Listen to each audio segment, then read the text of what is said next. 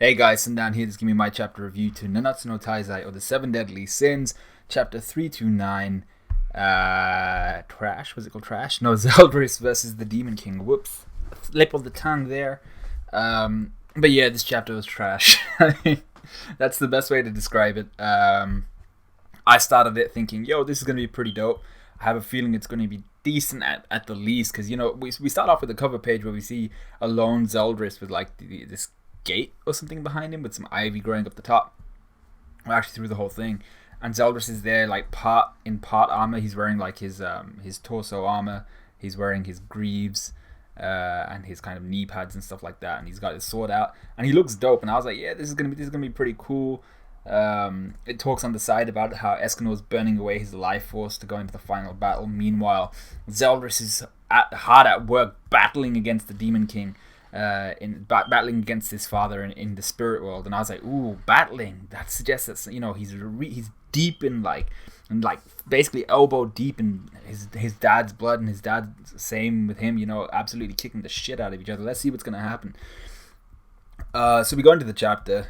The first thing we see is essentially an illusion conjured up by the Demon King about how Mel Otis and Zeldris parted all those years ago when Mel Yoda said that he was gonna betray the demon clan essentially, and you see Zeldris here essentially acting like a child. But I assume this illusion is wrong in most instances. To be fair, in terms of the reactions of the people and how they act and stuff like that.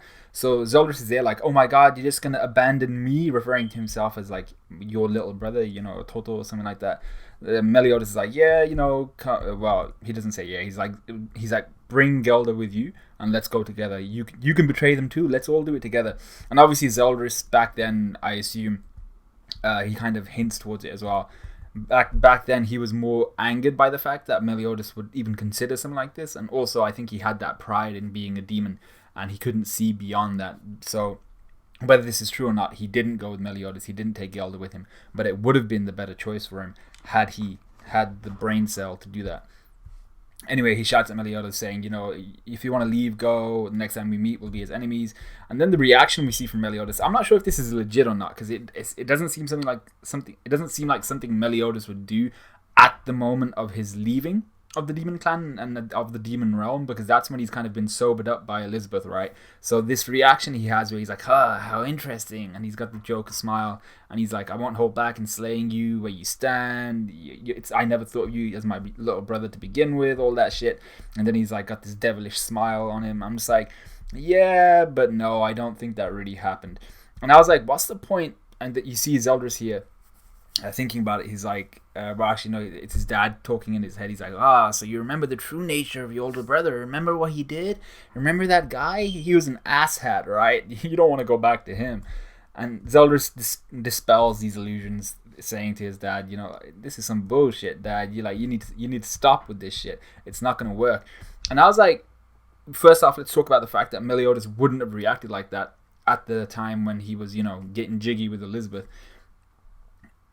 Do you not think that Zeldris remembers that interaction at least a little bit? At least what Mel Otis would have said to him, or how he would have reacted to, the fact that Zeldris said, I'm not going to be able to go with you, I'm going to treat you as my enemy, or something like that. Do you really think that you could just be like, oh yeah, this is what happened, and Zeldris would be like, I forgot about that. That's how he spoke to me. I'm gonna kick his ass. I don't think that's how it works, dude. So like, it's another point docked from the Demon King. So we're going into minus realm right now in terms of, on a scale of 1 to 10, how cool is the Demon King? We're at about minus 63, I think. So the Demon King is there like, you broke out of my illusion. And I'm like, this guy is actual trash. And this part of the chapter here, page 6 on Manga Stream, where Zeldris is like, Dad, you gotta, if you're gonna over dramatize, embellish all these illusions and stuff like that, add to it, all that type of shit, at least put in some effort. And you have Gelder in the back just laughing, and I'm like, this is the level the Demon King is at right now, right? He's just having a conversation in the spirit world with Zeldris, whereas he should be going like balls deep, kicking the shit out of his son, or at least trying to. I understand maybe he doesn't have the power to at this point in time. But you have Gelder just there laughing at you. This is what you've become. You're essentially a laughing stock, as if you weren't already. Now you have the in in characters. What am I talking about? The in chapter characters laughing at you, and I'm just like, that's not a good look. That's not a good look for the Demon King. That's not a good look for Nakaba. It's not a good look for anyone, to be fair. So Zeldris is there like, no matter how many lies you tell me, I know where Mel Otis' heart lies. It was me that was at fault. All that shit. You know, I couldn't be convinced that he hadn't betrayed us, and I thought that was a cool point to mention. And then you have this kind of lovey-dovey kind of teasing between Gelda and Zeldris. She's like, "Oh, don't you think you should tell Mel Otis that once we get out of here?" And I'm just like, "You're assuming you're gonna get out of here. This should be like disaster situation. Like, I hope we can get out of here. I'm gonna struggle. I'm gonna go balls to the wall to try and get out of here with you, Gelda." It should be like they should both be focusing on applying all their energies to getting out. But they're teasing each other and stuff like, "Oh, I don't think my heart's ready to tell my brother that it was my fault," all that shit. And I'm saying, come on, man, like stop. This reminded me of Fairy Tail. I was like, come on, you're better than that. You're Taizai, bro. Come on, Nakaba, you know how to write better than this. Or I thought you did, and you seem to have forgotten, mate. So the Demon King's just there like, you think that I want to do this to my own beloved son, trying to, play the emotional card, like, I'm your father, you would do this to me and all that shit. And I'm just like, yeah, that's all well and good, but it's already been well established in the lore, in the history, that Zeldris and Mel Otis don't like you so much, and to be quite frank, you don't really think of them as like attachment. You're not really attached to them in the way a father would be to his two sons. They were more kind of like options for you, right? So Zeldris kind of just says that, and he once again mentions to his father, he's like, you're gonna try for the emotional appeal, that you've really fallen far. The Demon King, once again, he's like, the Demon King's speech this entire chapter was just I'm the Demon King, you think you can beat me, trash? Demon King, you can't beat me, perfect. I'm just like, come on, man, like, have some substantial conversation. All the Demon King is saying is, I'm Demon King, you can't beat me. And I'm just like, for God's sake, bro, like, try a little bit harder. You had a couple weeks to release this chapter. I could have written a better chapter than this. Maybe not drawn a better chapter than this. Definitely not drawn a better chapter than this. Anyway, the Zeldris goes up and he actually tries to attack his father at this point. He's like, with my current physical abilities, I'm beneath you and Mel Otis, but this is the spirit world. And apparently that makes a difference because reasons, I suppose. I mean, in the spirit world, apparently he has more than enough chance at winning because it's spirit versus spirit instead of physicality. But I'm just like, yeah, but in the spirit realm, you're there with, like, it feels like you're there with your body, right? Like, if you get hurt, your body's hurting, So what element of the Demon King here is unable to kick your ass right now? I don't understand. Maybe what I got by the end of it was the Demon King seemed to just have been in a weakened state because he'd already got his ass tanned by Mel Otis.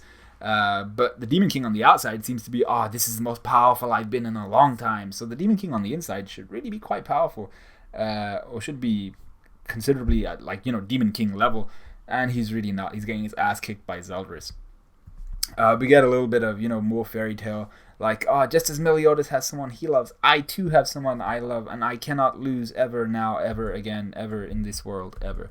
And I'm just like, well, cool, man. So they actually have a little bit of a, a to and fro kind of fight here. Zeldris with his quick slashes, the Demon King with a one powerful heavy slash. I'm not sure what actually hits Zeldris at this point, because Zeldris' head just kind of goes back. And I'm just like, the size of the Demon King, if he got hit, if he hit Zeldris' whole body should be moving, and not just, I got chinned. It's not like that at this point. So Zeldris falls to the ground, lands on his feet. He doesn't look like he's hurt very much. The Demon King's helmet actually splits, and I was like, oh shit, like, it splits halfway or a third of the way, and he's surprised by this. And I was like, you know what would be hilarious? It would actually, like, I would not be surprised if the Demon King's helmet came off and it was the Supreme Deity under there. I'd be like, whoa, shit. That, like, it would not surprise me. So I'm calling it. That's my theory. Guys, put the pen on paper and let everybody know. Put it on Reddit. That's my theory right now. Anyway, Zeldris is there pointing at his father like, you could never understand or you could never understand. That's how serious this is. How truly powerful you can become through the joy and happiness of loving and being loved by someone.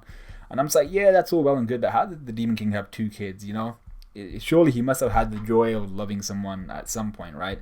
And then, like I said, this kind of conversational tone, this comedic tone to this chapter, really not necessary when you're fighting the big bad boss. Imagine if, like, Luffy versus Blackbeard, if he's just turning around to Zoro saying, "Oh, you led us the wrong way," or something like that. That would piss me off. And this is the same situation. Zeldris is making like this speech like, "Huh, you don't know how powerful you can become through Nakama power and through love and that shit." And he turns to Gelda and he's like, "Don't tell Mel Yoda about this." And she's like, yeah. I'm just like, come on, be serious. The tone has already been set. This is meant to be a do or die situation, life and death situation, and you're there adding these little comedic like prods and stuff. And you don't need it. You don't need it at all. I don't like it. Stop doing it. And I'm pretty sure a lot of the fans wouldn't have enjoyed that so much.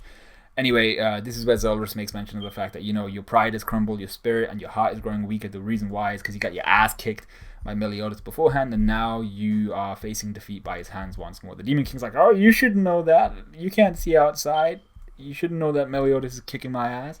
And I'm just like, well, you've all just confirmed it. It's like, how do you know he's kicking my ass? Oh, so he's kicking your ass? Oh shit! Oh my god! I shouldn't have said that. I'm just like, come on, man. This guy does not have a brain cell at all. The Demon King he's pleasantly, he's a stupendous failure at this point. And then we actually go to the 7 Deadly Sins, doing their thing, kicking the shit out of the Demon King. Mel Otis is bleeding from his lip a little bit. I'm not sure where he got those injuries from, because let's be real, Mel Otis could absolutely demolish the Demon King at this point easily. He's in his assault mode just because he wants to let the other Sins feel like they're doing something. But Zeldris is there like, you know what? I have faith in my brother. That's how I know he's winning, and not the fact that he already ended you once. Why couldn't he end you again? And he steamrolled you the first time. Why wouldn't he steamroll you the second time with more people to kick your ass with? So the Demon King's there like, oh my god, would you turn against your father? And then this is actually a really, really solid panel here.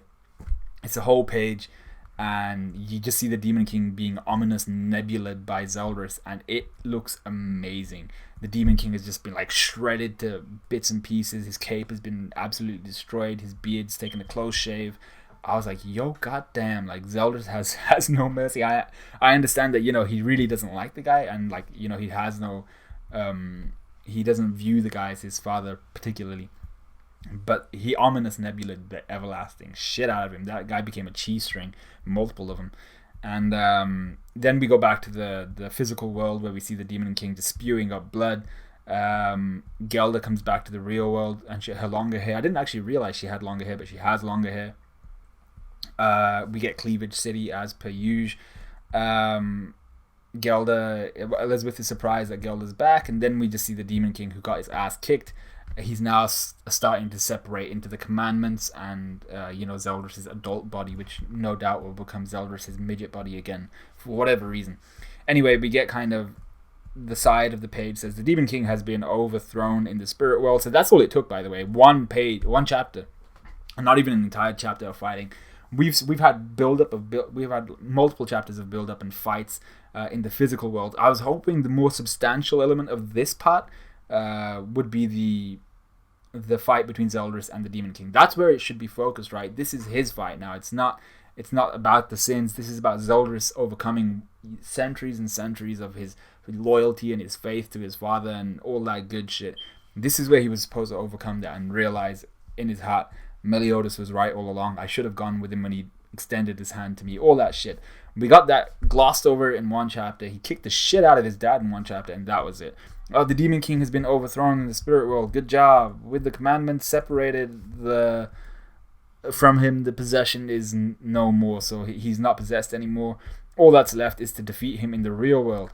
As if that's going to be an issue. I mean, like, is that really a task? He should pretty much just like Thanos out and just be like, peace out, and just become dust at this point. Because are we gonna let Eskimo kick the shit out of him just so he has one final run?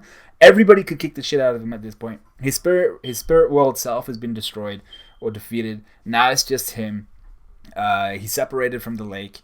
Everybody's there kicking the shit out of him. as we speak, Ban hasn't gone into full power rage mode against him. Mel Otis hasn't gone into like Demon King mode. Escanor has been just chilling, even though his life force is burning away. Merlin could hacks the crap out of him if she wanted to. Galtha can infiltrate his mind and do things to him. I don't know, show him weird chapters of Nanatsu no Taizai, which actually makes sense. And the other sins, King could maybe kick the shit out of him, and I think I've missed someone. Oh well, but yeah, that's all this chapter was. And it says, faith and love break through the binding curse upon his heart. Zeldris has been freed from the Demon King's possession. Faith and love, I think it was more that the Demon King was incapable, and just a very, very bad villain. And this is quite bad. Quite badly written. The next chapter is called Struggling. I assume that's referring to the fans struggling to read through these chapters. But, we'll get it done as we have done for the last this last arc, I think, for the most part. It's been a long while. But that's all I've got to say on this chapter. Let me know what you guys thought of it. Like, comment, subscribe, all of that good stuff. Let me know what you guys thought of this review. And then I should be coming out with my One Piece, My Hero, and definitely the 2 One Punch Man reviews I got. They should be coming out over the next 3 days. So I'll see you guys in a bit.